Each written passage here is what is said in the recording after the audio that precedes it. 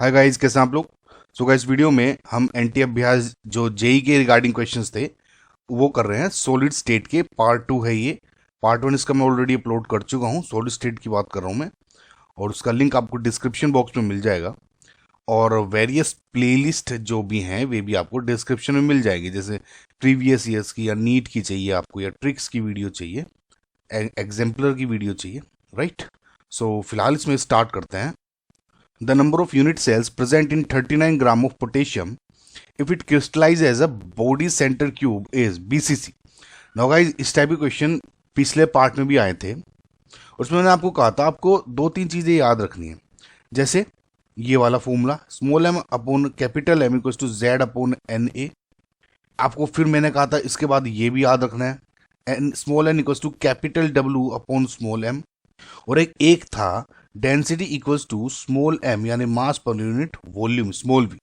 और ये जरूरी नहीं है कि तीनों के तीनों आपके एप्लीकेबल होंगे हर क्वेश्चन में, लेकिन बस ये एक बार लिख लेंगे ना तो आपको आइडिया हो जाएगा। इसके बाहर कुछ नहीं पूछा जाएगा।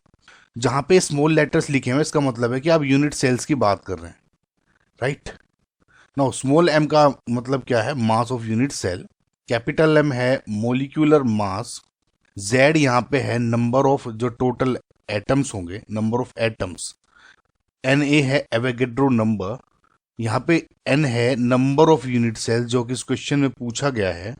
डब्ल्यू है टोटल मास, राइट। जैसे इसमें कहा है ना 13 ग्राम का जो पोटेशियम था बीसीसी में क्रिस्टलाइज हो रहा है, तो ये टोटल मास दिया हुआ है, जो वेट दिया हुआ है ग्राम में। स्मॉल एम अगेन ये वाला यूनिट सेल का, राइट। ये डेंसिटी है। ये स्मॉल में है तो यूनिट सेल का मास एंड यूनिट सेल का वॉल्यूम। आई होप समझ में आ गया होगा आपको ये। अब अगर देखिए क्वेश्चन को बढ़ें तो कैसे बढ़ेंगे। इसमें पूछा गया है, इन तीनों फॉर्मूला आपको माइंड में रखें कि अब नंबर ऑफ मुझे यूनिट सेल्स बताना है। देखिए नंबर ऑफ यूनिट सेल के लिए ये फॉर्मूला लगेगा। मैंने देखा कि ये मुझको निकालना है। कैपिटल डब्ल्यू दिया हुआ है 39 ग्राम्स, ठीक है। अगर मैं ये निकाल लूं, ये वाला निकाल लूं, तो मुझको ये निकल जाएगा। अब ये निकालने के लिए मेरे पास ये फॉर्मूला है, तो ये एंड एक ये वाला, राइट गाइस। नाउ इसमें अगर डेंसिटी एंड वॉल्यूम दिया होता, या डेंसिटी एंड आपको कुछ साइड दी हुई होती जिसे आप ए क्यूब करके वॉल्यूम निकाल लेते, लेकिन इसमें कुछ ना तो आपको डेंसिटी दी हुई है, ना ही आपको इसमें साइड दी हुई है। इसका मतलब ये यूज हो सकता है कैसे, देखिए आपको अब ये निकालना है। मोलिकुलर मास दिया हुआ है, राइट, यानी 39। जेड क्या होता है फॉर बीसीसी, आपको मैंने वैसे तो आप वैसे भी निकाल सकते हैं, राइट, कि इस तरह का स्ट्रक्चर है आपका बीसीसी का, और 8 तो एटम्स आपके साइड्स में है और एक सेंटर में है, यानी 1/8 इंटू टोटल कितने हैं 8 प्लस अंदर सेंटर पे 1 है, उसका कंप्लीट 1 यूज हो रहा होगा, यानी 2, राइट। इसके अलावा मैंने आपको बताया था कि अगर आप ये वाली टेबल यूज कर लोगे तो आपको बहुत फायदा होगा। आपको बार बार कैलकुलेट करने की जरूरत नहीं होगी ना। बीसीसी सिंपल यूनिट सेल तो आप निकाल ही सकते हैं, लेकिन जब आगे बढ़ते हो ना इसके बाद ये या ये एचसीपी, तो इसमें थोड़ा सा दिक्कत आनी शुरू हो जाती है। तो इट इज़ बेटर कि एटलीस्ट सॉलिड स्टेट में कुछ चीज़ें हमारी बिफोर हैंड हमारे माइंड में हो, क्योंकि 3D स्ट्रक्चर्स बड़े दिक्कत करते हैं एग्जाम्स में, नहीं तो राइट। फिलहाल इसमें नंबर ऑफ एटम यानी जेड की वैल्यू 2 हो गई, ओके। ये जेड की वैल्यू आप 2 रख लीजिए। इधर एवोगैड्रो नंबर सबको पता है 6.023 इंटू 10⁻23, लेकिन इधर आपको एन दिया हुआ है, एन एल रख लो, एन में ही आंसर चाहिए। समझ में आ गया आपको आप क्या करना है आपको, यानी जो ये वाला फॉर्मूला था ये यूज नहीं हुआ। अब small m equals upon 39 equals to 2 upon n. इस एम की वैल्यू को अब इसमें पुट कर दें, एन इक्वल्स टू, यहां से चलिए इधर और कर देते हैं, m equals to 2 into 39 upon n. Now ये क्या है 39, डब्ल्यू डिवाइड बाई एम की वैल्यू पूरी रख ले 2 इंटू 39 अपॉन एन। नाउ इससे क्या हो गया, एन की वैल्यू आपकी n/2। बहुत बार जब ये नंबर ऑफ फॉर्मुलेज लगते हैं तो एग्जाम में definitely 2 out of 10 students confuse होंगे ही। तो इट इज़ बेटर कि आपको एक फिक्स टेम्पलेट हो आपके माइंड में कि आपको किस तरह मूव अहेड करना है इन टाइप के क्वेश्चंस में, राइट, क्योंकि रिपीट होते ही हैं। तो ऑप्शन बी आपका करेक्ट आंसर है इसमें, ओके। सो नेक्स्ट क्वेश्चन देखते हैं। R N A plus 195 picometre दी हुई है, R C L negative 281 picometre दी हुई है in NaCl structure. Now NaCl we all know, पिछली वीडियो से भी आपको याद हो गया होगा कि FCC टाइप का स्ट्रक्चर होता है। Now what is the shortest distance between Na plus ions. अब इसमें पूछा क्या गया है, एक बार वो देख लें। सबसे पहले तो ये देखिए कि जो NaCl है जो कि एक FCC टाइप का स्ट्रक्चर है, उसमें आप ये ध्यान रखें जो कैटायन है, कैटायंस की पोजीशन ऑक्टाहेड्रल वॉइड्स में होती है। ओके गाइस, ये चीज आपको इंफॉर्मेशन होना बहुत जरूरी है, राइट। ये मैंने बाकियों की भी लिखी हुई है, तो आप ये देख सकते हैं। CSCl BCC टाइप का स्ट्रक्चर होता है जो कि जिसमें CS सिर्फ बॉडी सेंटर में होता है, राइट, ये ध्यान रखिएगा। सो ये देख लिया। नो, इस स्ट्रक्चर में देखिए ये FCC टाइप का स्ट्रक्चर है, और जो ये वाली रेड डॉट्स हैं ये ऑक्टाहेड्रल वॉइड्स की पोजीशन दिखानी है। नो बेसिकली ये जो रेड डॉट्स या जो ऑक्टाहेड्रल वॉइड्स हैं, वे एक तो जो ऑक्टाहेड्रल वॉइड्स हैं उनकी पोजीशन बता रहा हूं आपको FCC में। एक तो वे एज सेंटर्स में होती हैं, जो एज हैं एज के सेंटर्स पे होती हैं, और दूसरा बॉडी सेंटर पे होती है। समझ में आपको, एज सेंटर और बॉडी सेंटर पे ये आपके होंगे, सब में देखिएगा। टेट्राहेड्रल वॉइड जो हैं वो जो ये जो बॉडी डायगोनल्स हैं इनके ऊपर होते हैं, बॉडी डायगोनल्स। हालांकि मैं पिछले पार्ट में बता चुका हूं, लेकिन just for the sake of revision, क्योंकि ऐसे ही रिवीजन होता है, याद होती हैं चीजें। ना अब देखिए ये जो एक बॉडी डायगोनल पे दो हैं टेट्राहेड्रल वॉइड, यानी ये 1 यहां से यहां तक की 2, यहां से यहां तक की 1, यानी दो टेट्राहेड्रल वॉइड बॉडी डायगोनल को 1:2:1 में डिवाइड करते हैं, ये याद रख लीजिएगा आप। नाउ अब इन्होंने कहा है कि Na प्लस आयंस के बीच की शॉर्टेस्ट डिस्टेंस बतानी। नाउ देखिए क्या पूछा गया है, ये जो है फॉर एग्जाम्पल ये और ये, क्योंकि Na प्लस आपके ऑक्टाहेड्रल वॉइड में होते हैं, तो जो ये डिस्टेंस होगी दो ऑक्टाहेड्रल वॉइड की कि पूरे लैटिस में जो भी शॉर्टेस्ट होगी वो बतानी। ना देखिए या तो आप इसमें अब ये डायग्राम बनाएंगे एग्जाम में और ये सब आपको कैलकुलेट करेंगे, बड़ा दिक्कत होती है, या फिर आप ये चीज याद रखें कि जब भी किसी स्ट्रक्चर में आपके टोटल नंबर ऑफ एटम्स जो दिए हुए हों n है, टोटल नंबर ऑफ एटम्स जिससे आपका FCC स्ट्रक्चर बना है n है, तो जो नंबर ऑफ ऑक्टाहेड्रल वॉइड्स होते हैं वे n ही होते हैं। For example in this case FCC के केस में n की वैल्यू होगी कितनी है आपकी, n की वैल्यू होगी 4, वो टेबल अभी दिखाई थी उसमें देख लीजिएगा, वैसे कि काउंट भी कर सकते हैं। Number of octahedral void same हो जाएंगे 4। सिमिलरली जो नंबर ऑफ टेट्राहेड्रल वॉइड्स होते हैं वे क्या होंगे 2n, यानी इधर हो जाएगा 8 काउंट FCC के केस में। ओके, नाउ ये तो मैंने आपको बता दिया था पिछले पार्ट में भी। अब जो नया बता रहा हूं वो देखिए, जब भी आपको डिस्टेंस पूछी गई हो, 3 टाइप की डिस्टेंस पूछी जा सकती है। तो distance between 2 nearest tetrahedral voids, अब इसमें ऑक्टाहेड्रल वॉइड है, टेट्राहेड्रल वॉइड भी पूछे जा सकते थे, या फिर पूछा जा सकता था कि distance between 2 nearest octahedral voids, 2 nearest octahedral voids, या फिर distance between 1 octahedral void and 1 tetrahedral void, right. ये नियरेस्ट बोल दें, नियरेस्ट है ऑब्वियसली, ठीक है, सब की सब नियरेस्ट है, जो शॉर्टेस्ट होगी डिस्टेंस। सो अगर एज लेंथ आपकी FCC की या किसी की भी a दी हुई है, तो टेट्राहेड्रल वॉइड की जो बीच की डिस्टेंस होगी वो a/2 हो जाएगी। दो ऑक्टाहेड्रल वॉइड का जो डिस्टेंस है वो आपको a/√2 हो जाएगा, एंड जो 1 octahedral void and 1 tetrahedral void का बीच का डिस्टेंस होगा शॉर्ट है वो √3/4 a हो जाएगा। आप इसको ऐसे याद रख सकते हैं, ठीक है। नाउ अब क्या आपको a पता है इस क्वेश्चन में? अगर मुझे देखिए, मुझे ये फॉर्मूला याद है, बस मुझे ये फॉर्मूला पता है, उसके बाद नहीं पता, ठीक है। अब देखिए आगे कैसे होते हैं। अगर मुझे a पता होता, ये तो आपको समझाने में टाइम लग गया ना गाइस, नहीं तो आपको 1 मिनट में सोचना था, ठीक ना। अगर आपको a की वैल्यू पता है तो आपको आंसर आ जाएगा, ठीक है, इस फॉर्मूले से। अब a कैसे होगा, RNA प्लस RCl नेगेटिव है, पिछले वीडियो में भी आपको बताया था जब भी ये वाला फॉर्मूले कि देखिए दो क्वेश्चन आ सकते हैं आपको, FCC के केस में या फिर BCC का केस आ सकता है। FCC में या तो NaCl भी डायरेक्ट पूछा जा सकता है, BCC केस में CHCl डायरेक्ट पूछा जा सकता है। दोनों केस में एज लेंथ a है सपोज ना, इसमें क्या होता है, आर जो कैटायन का है प्लस आर यानी रेडियस है ना ऑफ एनायन की है, राइट, उसमें ये फॉर्मूला लगेगा NaCl के केस में। क्यों, वो मैंने पिछली वीडियो में बताया था आपको, वो देख लीजिएगा।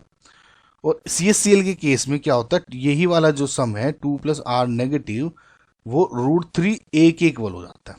समझ में आपको, ये चीजें याद रखेंगे। अब सिंपल आपको इससे पता लग जाएगा, अगर आप इसमें देखेंगे twice of 195 plus 281 equals to a हो जाएगा इससे a की वैल्यू जो भी आएगी आपकी, उस a की वैल्यू को इस वाले फॉर्मूले में रख देंगे, यानी twice of 195 plus 281 divided by √2।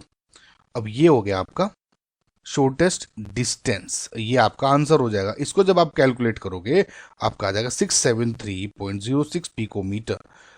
Calculate कर लीजिएगा, ठीक है।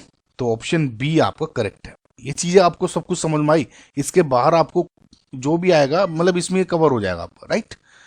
सो नेक्स्ट क्वेश्चन देखते हैं। A2B has anti fluoride structure, मतलब B forms FCC lettuce and A occupies tetrahedral voids.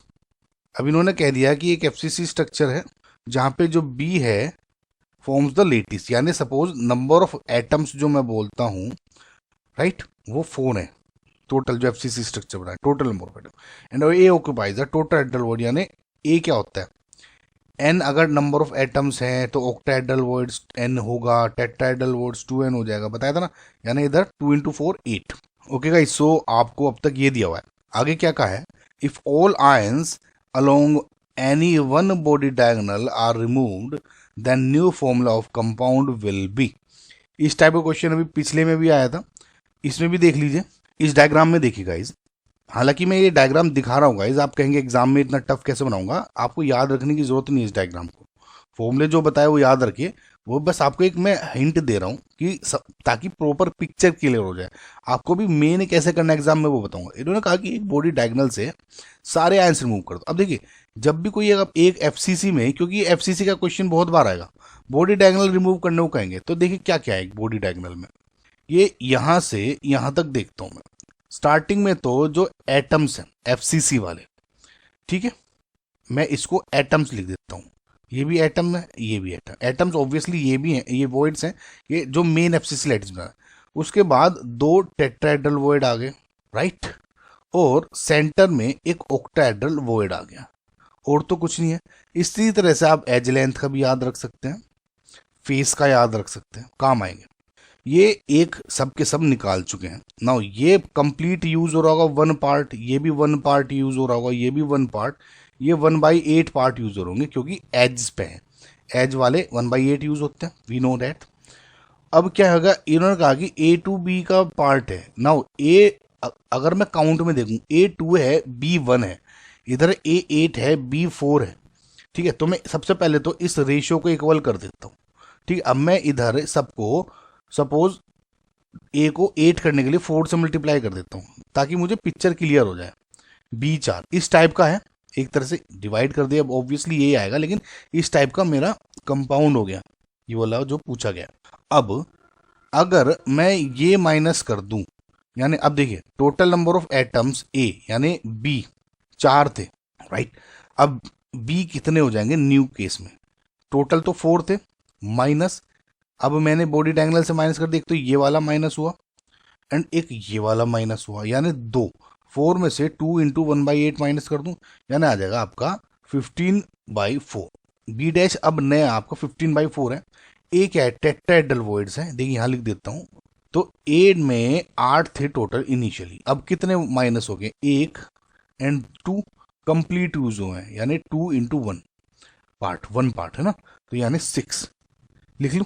अब क्या नया पार्ट हो जाएगा, A डैश लिख लेता हूँ, हालांकि A डैश लिखने की जरूरत नहीं है, just to be separate this new structure from the old one, so I am writing this with the dash above, right. So A dash क्या हो जाएगा 6 and B dash would be 15/4। Now multiply this by 4, so we will get A dash 24, B dash 15. Now take 3 out, I mean as a common, so A dash would be A dash 8, B dash 5. Right. सो ये आपका नया structure है। तो answer क्या हो गया? B. इस type का क्वेश्चन एक पिछले पार्ट में भी आया था, तो ये चीज आपको याद होनी चाहिए। ये प्रैक्टिस से आएगी, क्योंकि गाइस सॉलिड स्टेट एक यूनिक चैप्टर है जिसमें आपको चीजें कुछ पहले से पता होंगी ना, तो आपको तभी फायदा होगा। नहीं तो सॉलिड स्टेट एग्जाम में आप 3D बनाएंगे, कैसे करेंगे आप? बहुत टाइम वेस्ट हो जाएगा। राइट। सो नेक्स्ट क्वेश्चन देखते हैं। Strontium crystallizes in FCC unit cell with edge length A. It contains 0.2% Frankel defect, and another crystal of strontium contains 0.1% Schottky defect. Density of solid with Frankel defect is DF, and density of जो solid है with Schottky defect is DS. Then देखा guys, इसमें ये थोड़ा सा tricky question है। Tricky in the sense कि अगर आप इन वैल्यूज पे चले जाओगे तो आप कंफ्यूज हो जाओगे। राइट। आपको सिंपल एक फंडा याद रखना है। अभी क्या है वो अभी आपको एक्सप्लेन करूंगा, हल्का हल्का दोनों डिफेक्ट के बारे में बताऊंगा। लेकिन आपको एक हल्की चीज बता दूं जो छोटी सी, कि जब भी किसी सॉलिड में फ्रैंकल डिफेक्ट होता है तो density remains same. Density same रहती है। डेंसिटी सेम रहती है, और हम ये भी कह देते हैं फ्रैंकल डिफेक्ट में जो फिजिकल प्रॉपर्टीज हैं ज्यादातर अनचेंज रहती हैं, कोई फर्क नहीं पड़ता। ठीक है। सॉलिड स्टेट में हालांकि ये Schottky डिफेक्ट में हालांकि ये डिफरेंट है। Density decreases in this case, यानी हम ये इसको ऐसे भी पूछा जा सकता है कि फिजिकल प्रॉपर्टीज चेंजेस। ठीक है। डेंसिटी एक फिजिकल प्रॉपर्टी भी है, तो इस तरह से भी पूछा जा सकता है। ओके।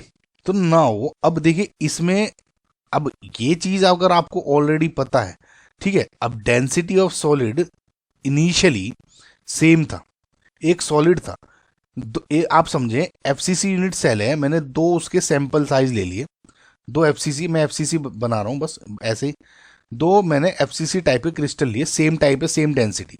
अगर इसमें फ्रैंकल डिफेक्ट आ गया तो इसकी तो डेंसिटी DE रहेगी, डी ही रहेगी। और इस केस में अगर Schottky डिफेक्ट हो गया तो D डैश हो गया, लेकिन मुझे पता है D कम हो गया होगा, डिक्रीज हो गया। इसका मतलब ऑब्वियसली ये केस होगा। अगर ये 10 है ओरिजिनली तो ये तो 10 ही है, लेकिन ये डिक्रीज हो गई 8 हो गई, सपोज, समझाने के लिए बता रहा हूं मैं। तो आप इसको वैसे भी डायरेक्ट कर सकते थे, यानी DF is greater than DS, यानी जो आपका ऑप्शन है B वो सही हो जाता। राइट। नाउ अब आपको मैं हल्का सा एक आइडिया दे देता हूँ ये ऐसा होता क्यों है। सो इस केस में देखा, इस लेफ्ट हैंड साइड में ये सपोज NaCl टाइप का स्ट्रक्चर है, यानी Na+Cl negative, Na+Cl negative, Na+Cl negative, इस टाइप का क्रिस्टल है। अब फ्रैंकल डिफेक्ट में क्या होता है कि एक जो कैटायन है ना, कैटायन ये सपोज ये यहां से उठकर, या कहूं कि डिसलोकेट होकर यहां पे आ जाता है, ये जो वॉइड्स बने हैं बीच में, ठीक है, ये डिसलोकेट हो जाता है, और जो एक कैटायन है अपनी नॉर्मल पोजीशन से उठकर ये दूसरी जगह डिसलोकेट हो जाता है। ठीक है। ये समझ में आपको, मतलब यानी जो अरेंजमेंट है प्रॉपर वो डिस्टर्ब हो गया, लेकिन रहता इनसाइड डेथ सॉलिड ही है, या कहूं तो उस यूनिट सेल है उसके अंदर ही रहेगा। तो इसके मतलब जो टोटल मास है, डिफेक्ट तो हो गया, डेफिशिएंसी तो हो गई कि जो ये प्रॉपर अरेंजमेंट था वो डिस्टर्ब हो गया, लेकिन इंटरनल ही है, यानी total volume remain same, total mass remain same, because cation अभी एक अंदर यहाँ है। तो इसलिए जो डेंसिटी है that also remains the same. Number of cations and number of anions भी इनसाइड सेम ही है, ये भी पूछा जा सकता है आपको। लेकिन इफ मैं Schottky डिफेक्ट को देखूं, Schottky डिफेक्ट में क्या है, number of cations and anions तो इसमें भी सेम होंगे, लेकिन एक अंतर आ जाता है। इसमें तो सिर्फ एक कैटायन डिसलोकेट हुआ था, मतलब इसमें क्या है, क्रिस्टल लीव नहीं कर रहे, लेकिन इसमें क्या है guys, equal number of cations and anions जो क्रिस्टल को लीव कर देते हैं, छोड़ देते हैं। ये एक एक भी हो सकता है, एक कैटायन एंड एक एनायन, दो कैटायन दो एनायन भी हो सकते हैं, तीन कैटायन तीन एनायन भी हो सकते हैं, number should be same. Now ये क्रिस्टल के बाहर आ गए, सपोज यहां पे लिख दिया मैंने। अब क्या देखोगे, डिफिशियंसी तो आ गई, डिसलोकेशन तो हो गया, लेकिन जो कैटायंस एंड एनायंस थे डिक्रीज हो गए, नंबर डिक्रीज हो गया ओवरऑल, लेकिन number of cations equal to number of anions, लेकिन ओवरऑल डिक्रीज हो गया, इसका मतलब मास डिक्रीज हो गया। वॉल्यूम तो सेम है, इसका मतलब डेंसिटी भी डिक्रीज हो गई, रिमेन्स सेम, इसमें डिक्रीज। समझ में आपको? तो ये चीजें हैं गाइस छोटी छोटी। एक बात आप और ध्यान रखिए, अभी बता देता हूं कि जो आपका शॉर्टकट इफेक्ट है ना, उसमें ज्यादातर आपको ए बी टाइप के क्रिस्टल्स मिलेंगे, जैसे NaCl हो गया, KCl हो गया, CsCl हो गया, AgBr हो गया, राइट। सो ये आप चीजें ध्यान रखें। और इसमें ऐसे ही सिमिलरली ये हो जाता है कि इसमें ज्यादातर जो ए बी टाइप के क्रिस्टल्स हैं वे नहीं होते, इसमें होते हैं। ठीक है, आप इस चीज को ध्यान रखिएगा। सो फिलहाल ये आंसर हो गया आपका। नेक्स्ट क्वेश्चन देखते हैं। A metallic element exist in cubic lattice, each edge of unit cell is 4 angstrom. A हो गया। The density of metal is this, ये रो हो गया। How many unit cells will be present in 100 gram of metal. ना आपको मैंने वो सब चीजें फॉर्मूले बता दिए थे, तो उसको आप डायरेक्ट यूज करता हूँ। N equals to W/M। ना नंबर मुझको ये निकालना है, ये दिया हुआ है आपको 100 ग्राम। स्मॉल m मुझको नहीं पता, स्मॉल m अगर मुझे पता लग जाए तो काम बन जाएगा। स्मॉल m के लिए मेरे पास दो फॉर्मूले थे, एक तो डेंसिटी वाला और एक रेशो वाला, है ना, मास का रेशो इक्वल्स टू नंबर का रेशो। लेकिन इसमें डेंसिटी दी हुई है तो मैं ये वाला फॉर्मूला यूज कर लेता हूँ, small upon small v, mass of unit cell upon volume of unit cell. ठीक है, अब इसमें आपको डेंसिटी क्या दी हुई है 6.25, और इधर जो आपका मास निकालना है और वॉल्यूम क्या दिया हुआ है, क्यूबिक लैटिस दिया हुआ है, और आपको एच लेंथ दी हुई है, यानी ए क्यूब हो जाएगा। और ए क्यूब का मतलब क्या है, इसमें 4 एंगस्ट्रोम है। अब एक बात चीज ध्यान देखिएगा गाइस, 4 एंगस्ट्रोम है, यानी 1 एंगस्ट्रोम क्या हो जाएगा, 10⁻⁻10 मीटर होता है। सो अब ये क्या है, देखिए ए क्या है 4, यानी 4 इंटू 10⁻10 मीटर का क्यूब हो गया। मीटर क्यों लिया है, क्योंकि यहाँ पे ग्राम पर मीटर क्यूब लिया हुआ है ये, तो सबकी यूनिट सेम होनी चाहिए। सिमिलरली मास का सेम रखूंगा, मीटर का सेम रखूंगा, ये हो जाएगा। सो इससे गाइज मास की वैल्यू क्या हो जाएगी, रो इंटू वी, या रो इंटू ए क्यूब, या 6.25 इंटू 4 इंटू 10⁻10 का क्यूब। इस पूरे को उठा के आप इसमें रख दो, यानी एन क्या हो जाएगा 100/6.25 इंटू 4 इंटू 10⁻10 का होल क्यूब। इस पूरे को जब आप सोल्व करोगे तो आपका नंबर जो आ जाएगा वो 2.5 इंटू 10⁻29 आ जाएगी। ठीक है, मेथड सेम है, आप कैलकुलेशन कर लीजिएगा। ऑप्शन नंबर आपका बी इसमें करेक्ट है। ठीक है, कैलकुलेशन नहीं कर रहा हूँ, बस यही सेम है और कुछ नहीं है guys, right. So next question देखते हैं। The radius ratio of KF is 0.98, the structure of KF is of type। now इसमें गाइस रेडियस रेशियो दी हुई है, सो हमने सेम फर्स्ट पार्ट में भी डिस्कस किया था, ये टेबल मैंने आपको कहा था, थोड़ा याद कर लीजिएगा। तो इसमें क्या है 0.98 है रेडियस रेशियो, ना radius of cation upon radius of anion.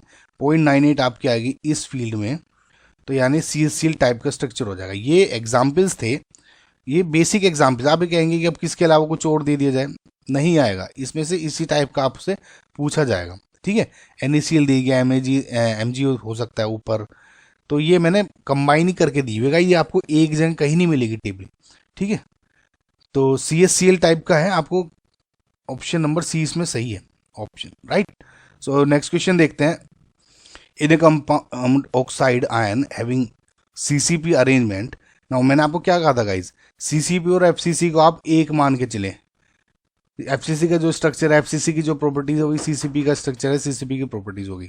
ठीक है, समझ में, वही ऑक्टाइडल वॉइड कैटायन ऑक्यूपाई करते हैं, ये सब कुछ सेम है। ना इसमें इन्होंने कहा है कि कंपाउंड का ऑक्साइड है जो CCP का अरेंजमेंट है, इसमें cation A are present in 1/8 of tetrahedral void. ना सबसे पहले तो आप याद रखें, अब मैं डायरेक्ट बता रहा हूँ गाइज आपको, है ना। CCP और FCC का सेम प्रॉपर्टी, CCP में टोटल नंबर ऑफ एटम्स 4 हो गए, तो टेट्राहेड्रल वॉइड कितने हो जाएंगे 2 ट्वाइस यानी 8। ऑक्टाहेड्रल वॉइड कितने हो जाएंगे सेम यानी 4।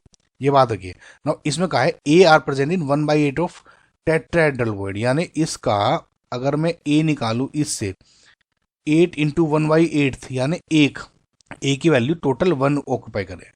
कैटायन जो बी है ऑक्यूपाई 1/2 ऑफ ऑक्टाहेड्रल वॉइड। यहाँ इसका कितना हो गया, अगर बी की वैल्यू देखूँ यानी 1/2, टोटल कितने होते हैं तो वॉइड 4 यानी 2। समझ में? अब गाइज आप ये सोचेंगे ना टोटल वॉइड कितने, क्योंकि देखिए वॉइड इस टाइप के डिशन में होते हैं तो ये स्फेरिकल नंबर काउंट होते हैं 1 2 3। अगर मैं पूरे वॉल्यूम को लेके स्फेयर्स में डिवाइड करूँ तो 4 स्फेयर्स बनेंगे एक पर्टिकुलर रेडियस के, इस टाइप का मतलब होता है ना। ठीक है, what are the formula of the compound. Now guys देखिए इसमें 3 है, A B and O. Obviously अगर A octahedral, A tetrahedral void occupy कर रहे हैं, बी ऑक्टाहेड्रल वॉइड ऑक्यूपाई कर रहे हैं, इसका मतलब जो आपका ऑक्सीजन O2 नेगेटिव आयन है, ऑक्साइड आयन है, वो FCC या CCP लेटिस को बना रहे होंगे, यानी ये 4 हो गए। ये तो ठीक है ना, ठीक है ना गाइज। तो अब मैं क्या कह सकता हूं कि ए तो हो गया आपका 1, ए हो गया 1, बी हो गया आपका 2 एंड O2 नेगेटिव, ओ लिख देता हूं डायरेक्ट, हो गया आपका 4। क्योंकि ओ के बारे में कुछ नहीं बोला है तो हमने मान के चलने टोटल है, यानी A B2 4 आपका करेक्ट आंसर हो गया, यानी ऑप्शन बी। इसमें कुछ नहीं था गाइस, देखिए ये था सब। आपको चीजें अगर जो डायरेक्ट याद थी तो डायरेक्ट ऐसे कर दोगे आप, कोई दिक्कत ही नहीं है। राइट गाइस, सो नेक्स्ट क्वेश्चन देखते हैं। सो CaCl crystallizes in a BCC lattice, ये आपको याद भी होना चाहिए। If A is the edge length then which of the following is correct, ये आपको बता चुका हूँ। 2 टाइप के स्ट्रक्चर पूछा जा सकता है, NaCl एंड CaCl। ये FCCC में डायरेक्ट पूछा जा सकता है, BCC का भी कह के पूछा जा सकता है। अगर इसमें एज लेंथ A है, इसमें भी A मान लूँ तो यानी 2R प्लस R नेगेटिव, यहाँ हो जाएगा A के इक्वल, ट्वाइस है। और इधर ट्वाइस जो होगा R प्लस R नेगेटिव के, वो √3 A के इक्वल होगा। ये याद करना है आपको डायरेक्ट। तो इससे अगर क्या हो जाएगा R plus and R negative क्या हो गया, अगर CaCl का जो उसमें पूछा गया है √3/2A, तो इसका मतलब option number C is correct. Right, इसमें कुछ था ही नहीं सोचने का। नेक्स्ट क्वेश्चन देखते हैं। सो गाइज ये कंपाउंड दिया हुआ है .XH2 करके, is BCC with edge length A, BCC दिया हुआ है टाइप का स्ट्रक्चर, एज लेंथ A दिया हुआ है, राइट, एंड डेंसिटी दी हुई है, then the value of x is, x की वैल्यू क्या होगी इस स्ट्रक्चर में। देखिए गाइस इस टाइप के कंपाउंड को आप अगेन वही सेम मेथड से करेंगे। इसमें क्या पूछा है, x की वैल्यू पूछी है, लेकिन अगर आप देखें सॉलिड स्टेट का चैप्टर आप देख लेंगे समझ जाएंगे, BCC आते आपको समझ जाएगा कि ये सॉलिड स्टेट्स का कुछ क्वेश्चन है। ओके, ना आपको डेंसिटी वेंसिटी दी है, आपको वही 2-3 फॉर्मूले लगेंगे, सिंपल। देखिए density equals to small m upon small v। अब मैं डायरेक्ट यूज कर रहा हूँ, स्मॉल m का मतलब मैं समझ जाऊंगा कि आप समझ गए कि यूनिट सेल से मतलब है। v क्या है, AQ, ठीक है ना। इसमें डेंसिटी मुझको गिवन है और AQ आपको एज लेंथ दी हुई है नैनोमीटर, तो आपको ये भी गिवन है। ना ये ध्यान रखिए डेंसिटी सेंटीमीटर क्यूब में है, तो इसको भी आपको सेंटीमीटर क्यूब में रखना होगा ना। 1 नैनोमीटर क्या हो जाता है आपका 10⁻⁹ तो मीटर, अगर आप सेंटीमीटर करेंगे 10⁻7 सेंटीमीटर हो जाएगा। समझ रहे हैं, ये चीज ध्यान रखिए। तो इससे m की वैल्यू क्या हो गई, 2.32 मल्टीप्लाइड बाई 1.22 इंटू 10⁻⁷ का क्यूब, ये हो गया आपका m की वैल्यू एक यूनिट सेल की। अब आपको अगर देखिए अब इसको आपको एक तरह से पूरे का मोलिकुलर मास निकालना है, कैसे निकालोगे, small m upon capital M equals to Z upon Na होता है ना। इसमें जो Na की वैल्यू है वो 6.023 नहीं 6 इंटू 10⁻23 दी है, तो इस बात का ध्यान रखिएगा, आप क्वेश्चन में बहुत बार बच्चे मिस कर देते हैं। तो BCC लेटिस है आपको बता चुका हूँ ऑलरेडी, Z इक्वल्स टू 2 हो जाएगा, दोबारा नहीं बता रहा हूँ ना। इसमें रख दीजिए आप m की वैल्यू निकाल लीजिए। अब क्यों, देखिए मैं आपको, हम समझने की कोशिश करेंगे ऐसा क्यों हो रहा था।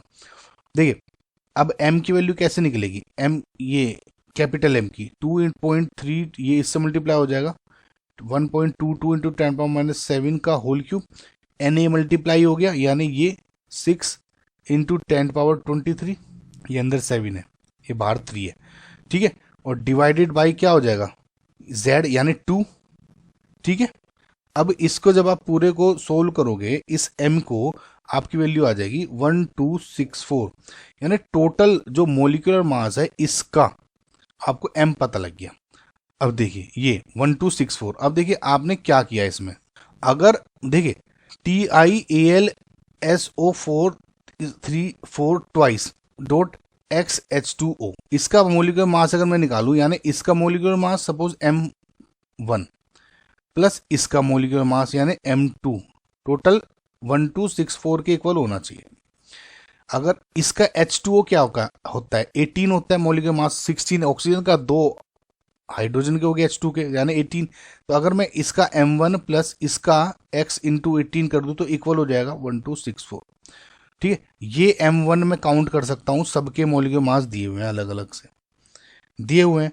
यानी इसको मैं लिख देता हूं फिर से, ये कैसे होगा, एक TI है यानी 204 plus 27 plus twice of 32 into 32 plus 16, oxygen का एक है इंटू 4, 4 ऑक्सीजन है, ओवरऑल का ट्वाइस ये मैंने कर दिया, plus 18x equals to 1264। Simple mathematical equation है, आप कैलकुलेट करिए, x इक्वल्स टू 47 आ जाएगा, ये आपका आंसर आ जाएगा। तो आपने किया क्या, देखिए मुझे x की वैल्यू पता करनी थी, तो मैंने क्या किया कि ठीक है, मुझे टोटल का अगर मोलिकुलर मास पता लग जाए इन फॉर्मूले से जो मैंने अभी देखी हैं, तो उससे मैं इसका अलग निकल जाएगा, इसका अलग निकल जाएगा, डिवाइड करके हो जाएगा। तो ये अप्रोच रहनी थी। आई होप गाइज आपको समझ में आएगा, ऑप्शन सी इसमें करेक्ट आंसर है, राइट। सो ये गाइज देखने में बड़े लगते हैं लेकिन आसान होते हैं, राइट। सो नेक्स्ट क्वेश्चन देखते हैं। A metal crystallizes in two cubic systems FCC and simple cubic whose unit cell lengths are 4.5 and 1.5। Suppose ये इसकी 4.5 हो गया एंगस्ट्रॉम और इसका हो गया 1.5 angstrom. Calculate the ratio of densities of FCC and simple cubic. Now again guys simple वही same question है। सो वी नो डेंसिटी क्या है, small m upon small v। यहाँ पे क्या हो जाएगा, एज लेंथ सपोज a है तो a क्यूब होगा, राइट। और also small m upon capital M equals to z upon NA होता है, यानी z दोनों के लिए वेरी कर जाएगी, यानी स्मॉल m इक्वल्स टू हो जाएगा आपका z into capital M upon NA। इसको इसमें पुट कर दें तो आपका रो की वैल्यू क्या हो जाएगी, z इंटू M अपॉन ए क्यूब इंटू NA। ये वैल्यू दोनों के लिए चेक करनी है, FCC एंड SC के लिए क्या क्या रहेगा, राइट। सो बेसिकली आपको rho FCC divide by rho SC की वैल्यू बतानी है, राइट। ना फॉर FCC रो क्या हो जाएगा, Z FCC के लिए 4 होता है, ठीक है। मोलिकुलर मास रिमेन्स सेम, ए क्यूब क्या है 4.5 एंगस्ट्रॉम लिख लेता हूँ अभी। एंगस्ट्रॉम इसलिए लिखा है क्योंकि रेशो में है, रेशो में डिवाइड हो जाएगा आगे जाके, है ना। इंटू -10 ये 10⁻10 भी लिखेंगे तो कोई फर्क नहीं पड़ेगा, लेकिन नहीं क्यों लिखिए भाई, ज़रूरत क्या है। और NA ये FCC क्या हो गया। और जब आप SC के लिए देखेंगे तो रो SC क्या हो जाएगा, सिंपल क्यूबिक के लिए 1 होता है। सिंपल क्यूबिक क्या है, बस ये एज पे है और कहीं नहीं है, तो 1/8 इंटू टोटल 8 1 हो जाएगा ना, तो बस यही है और कुछ नहीं। सो अब यहाँ हो जाएगा SC क्या हो जाएगा 1 इंटू M 1.5 एंगस्ट्रॉम का होल क्यूब इंटू NA। अब आप इसकी रेशियो निकाल लें, रो FCC अपॉन रो SC, ये कैंसिल आउट हो जाएगा, ये कैंसिल आउट हो जाएगा, एंगस्ट्रॉम से एंगस्ट्रॉम कट जाएगा, सब कुछ कट के आपका जो फाइनल आंसर आ जाएगा वो आ जाएगा 4/27 या रफली इक्वल टू 0.148। ऑप्शन में देखें नियरली ये आ रहा है आपका ए ऑप्शन, यानी 0.15 लिख दें इसे 150। तो ऑप्शन नंबर ए आपका correct answer, right guys. So I hope समझ में आएगा आपको इसको। सो नेक्स्ट क्वेश्चन देखते हैं। Number of crystal systems having only 2 types of bravais lattice x है। Number of crystal systems have at least 2 interfacial angles y, ये इक्वल है। And number of crystal system having all the 3 edge length equal z, XYZ की वैल्यू बतानी है। इसमें guys कुछ नहीं, वी नो, हालांकि मैं इसकी गाइज एक ट्रिक अपलोड करने वाला हूँ, लिंक आपको डिस्क्रिप्शन में मिल जाएगा और यहाँ पे भी अपलोड कर दूंगा जब डाल दूंगा। लेकिन फिलहाल इस क्वेश्चन में क्या पूछा है वो समझ लीजिए ना। ये टेबल कैसे याद करें इसकी मैं ट्रिक जल्दी अपलोड कर दूंगा अभी, और अगर अपलोड कर चुका होगा, अगर आप लेटर बाद में देख रहे हैं काफ़ी टाइम के बाद, तो यहाँ पे मिल चुका होगा आपको लिंक अब तक। सो इसमें क्या है, देखिए having only 2 types of Bravais lattice, यानी x की वैल्यू क्या है, x की वैल्यू है। अब देखिए 2 टाइप्स ऑफ लेटिस किस किस में है, इसमें 3 है, इसमें 2 है, इसमें 4 टाइप के हैं, इसमें 2 टाइप के हैं, इसमें एक एक है। यानी एक तो हो गया आपका मोनोक्लिनिक और एक हो गया आपका ये टेट्रागोनल। तो सिर्फ यही दो है ना, तो यानी एक्स की वैल्यू 2 हो गई। Similarly at least 2 interfacial angles equal, कम से कम। सो एंगल्स में देख लीजिए एटलीस्ट 2 होने चाहिए इक्वल, यानी ये इक्वल है 2 3 4, ये भी सही है 5 और ये भी सही है 6। तो वाई की वैल्यू होगी 6। आप उसको याद ऐसे भी कर सकते हैं, एक्सेप्ट ट्राइक्लिनिक सब में एटलीस्ट 2 तो इक्वल होते ही हैं, ठीक है, एक्सेप्ट ट्राइक्लिनिक। ठीक है, तो ट्राइक्लिनिक में कोई सा भी इक्वल नहीं होता, ये याद रखिएगा आप। और फिलहाल इसमें 6 हो गया। जेड की वैल्यू क्या हो जाएगी, आई होप समझ पा रहे होंगे ना, बस ये टेबल्स में देख के है, और कुछ नहीं है। Number of crystal system having all the 3 edge length equal. All the 3 edge length किस में हो जाएगी, एक तो क्यूबिक में है, राइट, ये, और एक हो गया रोम्बोहाइड्रल या ट्राइगोनल इसमें, और किसी में नहीं, यानी 2। तो अब एक्स वाई जेड की वैल्यू क्या हो जाएगी, 2 इंटू 6 इंटू 2 यानी 24। इसका आंसर 24 है, और कुछ नहीं था गाइस, बस ये टेबल की आपको पता होनी चाहिए, राइट। सो नेक्स्ट क्वेश्चन देखते हैं। The metal M crystallizes in a BCC lattice with cell edge यानी A = 400 picometre. The atomic radius of M is. ना गाइस देखिए सिंपल है, फॉर बीसीसी R = √3/4a होता है, राइट। सो R क्या हो जाएगा यहाँ पे, √3/4 इंटू 400 पिकोमीटर, और ये हो जाएगी आपकी 173 पिकोमीटर। आपका फाइनल आंसर हो जाएगा। कुछ नहीं था गाइज, ये पता होना चाहिए बस, राइट। आई होप गाइज आपको ये चीज़ें क्वेश्चन समझ में आएंगे। सो जो नेक्स्ट क्वेश्चन है इसमें वे हम अगले पार्ट्स में करेंगे। इसमें गाइज आप डिस्क्रिप्शन आप इसमें कमेंट करके लिखें अगर आपको इसमें समझ में आई होंगी चीज़ें, राइट। और अगर कोई डाउट है तो वो भी आप मुझे बताइए, और अपने फ्रेंड्स में शेयर करें, लाइक करें आप इसको, ओके, सजेशंस दें, right. So thank you, bye.